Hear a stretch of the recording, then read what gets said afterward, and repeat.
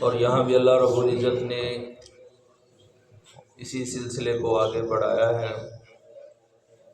اللہ رب العزت فرماتے ہیں وَإِنْ أَرَدْتُمُ اسْتِبْدَالَ زَوْجٍ، اگر تم ارادہ رکھتے ہو استبدال زوجٍ، بیوی کے بدلنے کا، مکان زوجٍ، دوسری بیوی کی جگہ پر، یعنی ایک بیوی کو چھوڑ کر دوسری بیوی کو لانا چاہتے ہو، وَآتَيْتُمْ إِحْدَاهُنَّ قِنْطَارًا، اور دیا تم نے ان میں سے کسی ایک کو قنطاراً خزانہ، یعنی حق مہر خزانے کے طور پہ خزانہ دیا ان کو، فَلَا تَأْخُذُوا مِنْهُ شَيْئًا، پس نہ لو اس سے واپس کچھ بھی۔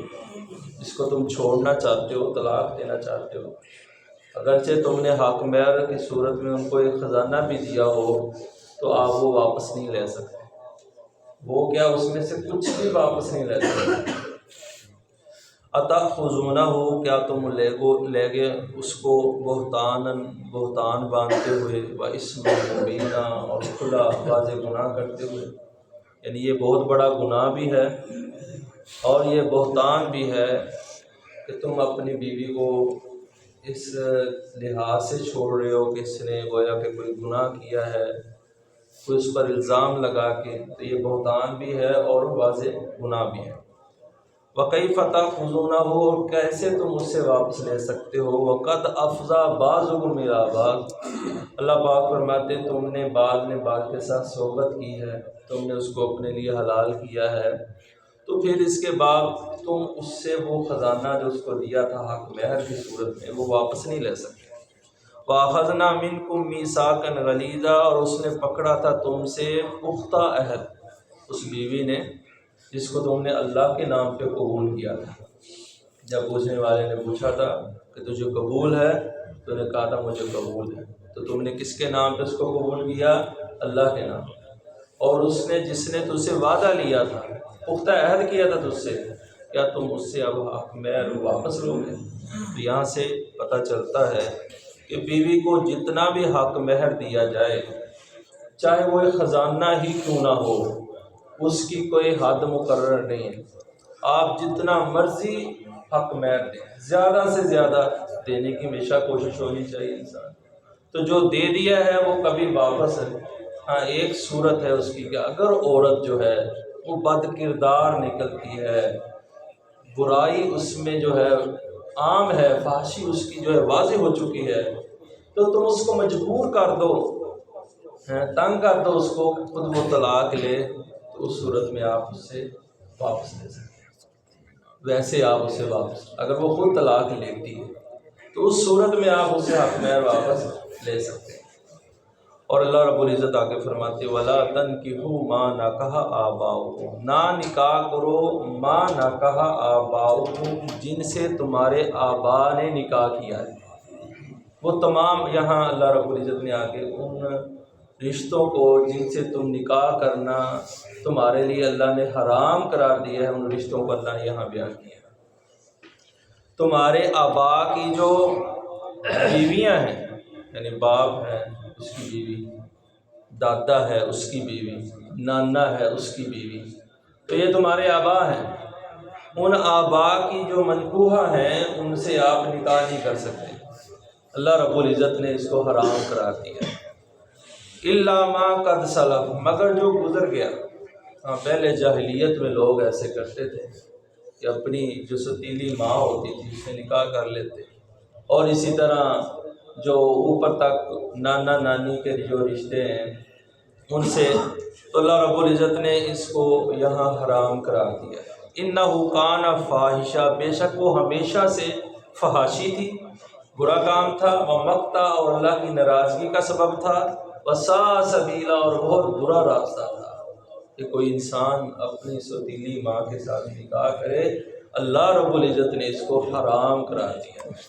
حضرت براء بن عازب رضی اللہ تعالیٰ عنہ بیان فرماتے ہیں میرے ماموں ابو بردہ رضی اللہ تعالیٰ عنہ کو رسول اللہ صلی اللہ علیہ وسلم نے ایک آدمی کی طرف بھیجا جس آدمی نے اپنی ماں ستیلی ماں سے نکاح کر لیا تھا، تو فرمایا ابو بردہ جاؤ اور جا کے اس آدمی کو قتل کر دو اور اس کا سارا مال لے آؤ، اس کا سارا مال لے آؤ۔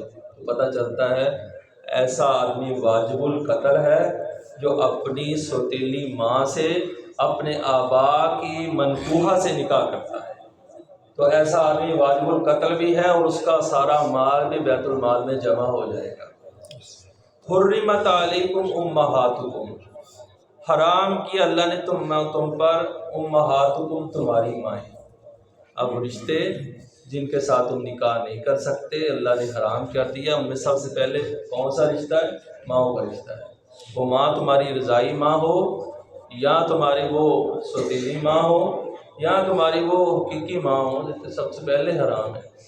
تو اللہ فرماتے حرمت علیکم امہاتکم وبناتکم، تمہاری بیٹیاں، بیٹیوں میں ان کی اگلی جو نسل ہے، پوتیاں دوتیاں جو ہیں وہ بھی اس میں شامل ہیں۔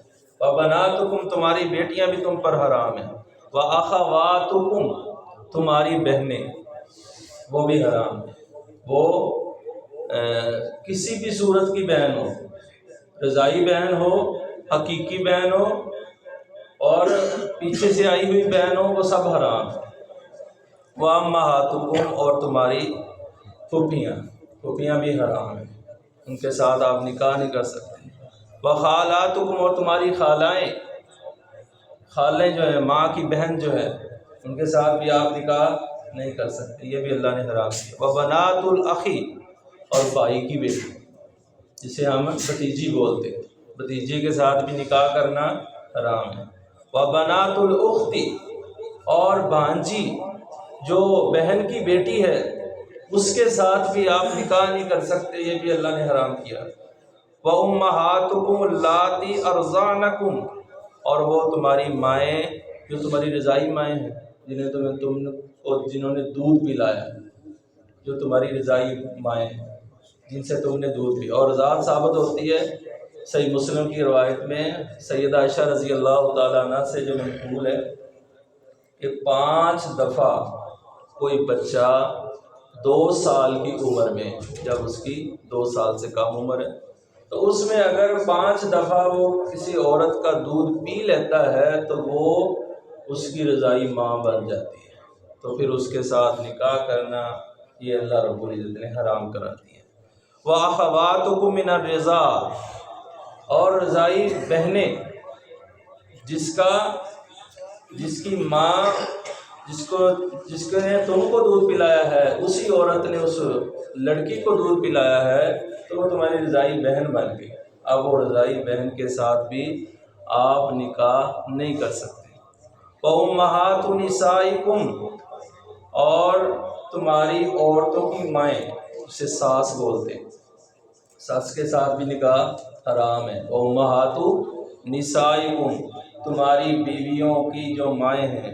وَرَبَائِبُكُمُ اللَّاتِي فِي حُجُورِكُمْ، اور وہ عورتیں جو تمہاری ربیبہ ہیں، ان کی جو آگے بیٹیاں ہیں ان کے ساتھ بھی آپ نکاح، یعنی وہ عورت جو پیچھے سے بیٹی ساتھ لاتی ہے، یعنی اس بچی کا والد کوئی اور ہے، وہ تمہارے ساتھ وہ عورت نکاح کر لیے تو اب اس کی بیٹی ہے، آپ اس کے ساتھ نکاح نہیں کر سکتے۔ ہاں ایک صورت ہے کہ تم اس کو نکاح کر کے اپنے گھر میں لائے تھے لیکن تم نے اس کے ساتھ صحبت نہیں کی، صحبت سے پہلے اس کو طلاق دے دی ہے، چھوڑ دیا ہے، تو آپ اس کی جو بچی ہے آپ اس کے ساتھ نکاح کر سکتے ہیں۔ اگر تم نے صحبت کر لی ہے پھر وہ تمہارے لیے اس کی بیٹی بھی حرام ہے۔ اللَّاتِي دَخَلْتُم بِهِنَّ، جن کے ساتھ تم نے دخول کیا ہے۔ فَإِن لَّمْ تَكُونُوا دَخَلْتُم بِهِنَّ، پس اگر تم نے اس کے ساتھ صحبت نہیں کی، فَلَا جُنَاحَ عَلَيْكُمْ، پس پھر تم پر کوئی گناہ نہیں۔ اگر تم نے صحبت سے پہلے چھوڑ دیا ہے تو پھر اب اس کی جو بیٹی ہے اس کے ساتھ آپ نکاح کر سکتے ہیں۔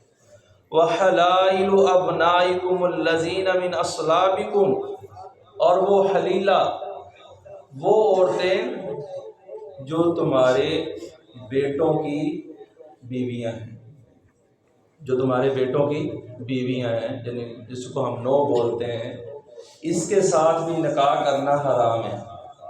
ہاں یہ اصلابکم کہ اللہ نے لفظ بول کے اس کو خاص کیا ہے، کہ وہ بیٹے جو تمہاری سرگوں سے ہیں، تمہاری نسل سے ہیں، وہ بیٹے نہیں جو منہ بولے بیٹے، اس کی بیوی سے آپ نکاح کر سکتے ہیں۔ اگر وہ فوت ہو جائے، چھوڑ دے، تو آپ اس کی بیوی سے جس کو تم نے منہ بولا بیٹا بنایا تھا، جیسا کہ رسول اللہ صلی اللہ علیہ وسلم کے بارے میں سورہ احزاب میں اللہ رب العزت نے حضرت زید بن حارثہ کا بہت لمبا واقعہ بیان کیا ہے۔ اس میں زید جو تھے وہ آپ کے منہ بولے بیٹے تھے۔ جب انہوں نے اپنی بیوی کو چھوڑا تو اللہ رب العزت نے جو قانون پہلے سے چلا آ رہا تھا اور لوگوں کے دلوں میں ایک حلال چیز کو حرام کر بیٹھے ہوئے تھے، تو اللہ پاک نے اپنے نبی صلی اللہ علیہ وسلم کو حکم دیا کہ زید کی جو منقوحہ تھی آپ اس سے شادی کر، آپ اس سے نکاح کر۔ تو یہ اگر منہ بولا بیٹا ہے تو اس کی بیوی کے ساتھ آپ نکاح کر سکتے ہیں۔ وَأَن تَجْمَعُوا بَيْنَ الْأُخْتَيْنِ إِلَّا مَا قَدْ سَلَفَ، اور نہ وَأَن تَجْمَعُوا یہ کہ تم جمع کرو بین الأختین دو بہنوں کو، یعنی دو بہنوں کو بھی ایک نکاح میں جمع کرنا حرام ہے، کہ آپ ایک آدمی دو بہنوں کو اپنے نکاح میں جمع نہیں کر سکتا، اکٹھا نہیں کر سکتا، یہ بھی اللہ رب العزت نے حرام ہے۔ اور یہ تو قرآن پاک میں اور حدیث پاک میں رسول اللہ صلی اللہ علیہ وسلم نے اس کی مزید وضاحت فرما دی۔ آپ نے فرمایا ایک نکاح میں دو بہنیں بھی جمع نہیں ہو سکتی، اور ایک نکاح میں پھپھو اور بھتیجی بھی جمع نہیں ہو سکتی، اور ایک آدمی بانجی اور خالہ کے ساتھ بھی نکاح نہیں کر سکتا۔ تو یہ اللہ رب العزت نے اس کو حرام قرار دیا۔ دونوں کو ایک نکاح میں آپ جمع نہیں کر سکتے، الا ما قد سلف، مگر جو گزر گیا سو گزر گیا۔ اب جن کے نکاح تھے وہ ختم کیے جائیں اور آئندہ اس سے بچا جائے۔ اللہ نے ان رشتوں کو تمہارے لیے حرام قرار دیا، یہ حرمت والے رشتے ہیں، ان کے ساتھ آپ نکاح نہیں کر سکتے۔ ان اللہ کان غفورا رحیما، بے شک اللہ ہمیشہ سے بہت زیادہ معاف کرنے والا اور بہت زیادہ رحم کرنے والا ہے۔ یہ اختتام ہے چوتھے سپارے کا، آگے پانچواں سپارہ انشاءاللہ شروع ہوگا۔ اللہ سے دعا ہے کہ اللہ رب العزت جو کچھ بیان کیا ہے مجھ سمیت سب کو عمل کرنے کی توفیق عطا فرمائے۔ وآخر دعوانا الحمدللہ۔ دعا کرا